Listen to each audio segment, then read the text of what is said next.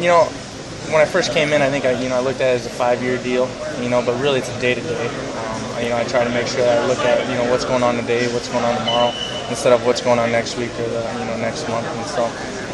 And then Montel's in my class as well, and he's learned through the years, and he's become a great role model for everyone, and that you can come back from things.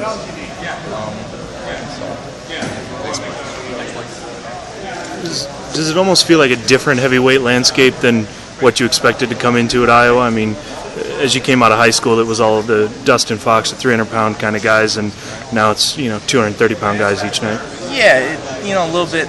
It's a little bit changing as far as maybe smaller guys are able to be, I don't know about dominant, but are able to control the weight class. Zabriskie, and then Ray. I don't know if he was he was probably 265, I think, maybe. So it's 260. So that, yeah, it has changed a little bit, but there's still that.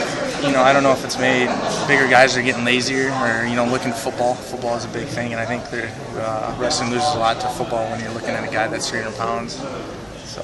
Do you try to adjust your game or make the other guy come to you in the way you want to wrestle? No, I mean, you mean like weight-wise, or in a match, if you've got a guy that's a little smaller trying to just run around, do you? trying to put pressure on him and keep him under pressure, because he isn't able to keep up maybe as well as a 280-pound guy wrestling a 280-pound guy. If you have someone that's smaller, you're able to may have a little bit of leverage, or you're able to wear him down a little quicker.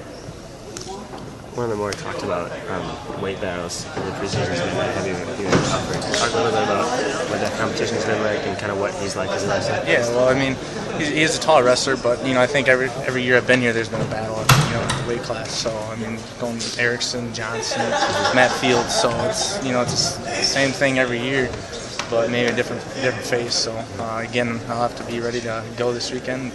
Friday I have my first match, so it's been. What have you learned from winning the Big Tens and then the NCAA? What, from that experience, what did you learn? How have you used that to maybe fuel yourself going into this year? Yeah, I mean, maybe be, I don't want to say I wasn't prepared, but when I look back at it, the way I was wrestling maybe put me up to possibly losing that match in overtime. Making it go to overtime instead of getting it done in the first, second, third period. And so I wrestled that way maybe all I think. I mean, looking back, I think all year. So, instead of waiting to the third period, get it done, first, second, put it away. So. Is that what you've done this summer?